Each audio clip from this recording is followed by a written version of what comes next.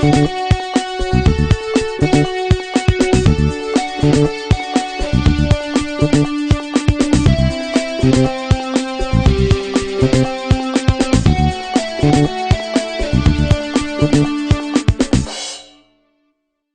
everybody, welcome to the MacMost Daily Vlog. I'm Gary.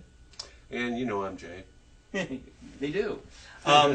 Anyway, so rumor today is that the Leopard will come out on October 26th. It's a rumor. It's a Friday. It is, well. So that's kind of a... Usual Apple events and announcements are like Tuesdays. Yeah, but this is kind of a release day. They released the iPhone on a Friday. That is true. I mean, a release is... But they're not going to... I doubt Jobs are going to take the stage and talk. You know, it's probably going to be like early in the week. Hey, it's going to come out on Friday, be available for sale, and it'll go for sale and all that. The question for me, is I have a friend who is on the verge of buying an iMac, but he wants to hold off to get Leopard in it. Good thinking, yeah. Yes, and so I told him I'd speculated it was going to be the 23rd, which is the Tuesday.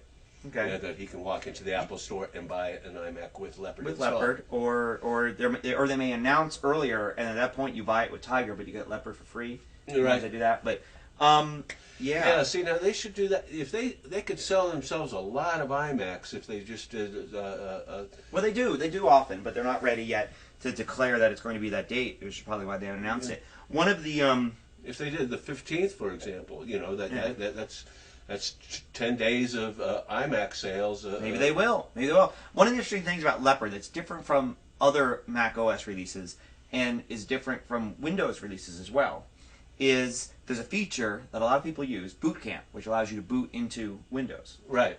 That is officially a Leopard feature, but it's been in Tiger as beta. It's up to version 1.4 in beta. Right. Now, Apple has said... Beta. Like... Yeah. Laser. Yeah. So Apple has said, and I've been using it all along. My copy of Tiger, it works great and everything. Apple has said all along that it's a beta thing in Tiger, and once Leopard is released, it'll be part of Leopard, and the Tiger beta thing will no longer work. Right. So in other words, it's like you have to upgrade to Leopard to keep it going, which is interesting because for people like me who sometimes new OS comes out, I wait a couple weeks, hear what people have to say about it. When I have like a free day. Are you absolutely sure on that? That's what they said, absolutely.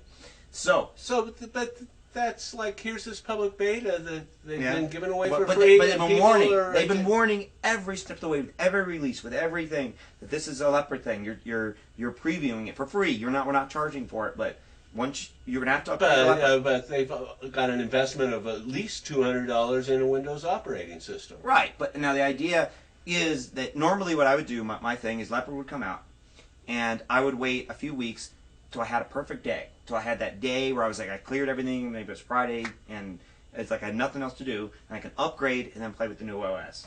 So I wouldn't upgrade right away. But with this means basically I got to update right away in order to keep that functionality. To keep that functionality, and that's really disconcerting for especially a lot of long-time Mac users say, oh, I'm not going to use a 1.0 piece of software. I don't care what it is. I'm going to wait till at least 1.1 or 1.2. But are those same people using Boot Camp?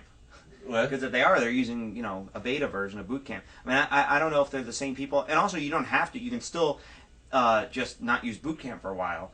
Or, of course, the other thing is, and I hope this is true, that what Apple means by it'll be disabled is it means like a month or two after Leopard comes out. Like, they haven't really said... They've implied that it's the same day the Leopard comes out, but my feeling is more that it's kind of like there won't be any more updates. So then Parallels at $80. Yeah, Parallels should that's a different story. That's a third-party solution. Yeah. But if somebody didn't want to go to Leopard and still wanted to keep virtual different things though, because I mean I still can't run a lot of my big games. And I still can't really rely on stuff in Parallels. I actually had to look, even a web page that has some 3D stuff on it. It worked in Parallels, and it was okay, but I really couldn't play the game. Oh, really? I thought it was kind of the opposite way around. The Parallels had more DirectX features than Boot Camp. Not at all. Boot Camp, when you reboot, it's almost solid. It's like you're using a Dell. I mean, it is so solid in Windows. Parallels still has some DirectX issues. It's better. It's getting better all the time, and it's got some really cool coherence features. There's a lot of advantages to using Parallels. Mostly that you don't have to reboot your machine. Right. But there's screenshot things. There's being able to integrate, copy and paste, drag and drop, lots of cool stuff. But boot camp's still required for game players or for somebody testing a game type of thing. But anyway, so we'll see if that's going to be true. October 26th, whether the new OS Leopard, and we've got MacMost.com/Leopard as our placeholder for the guide. So check that out. Mark it.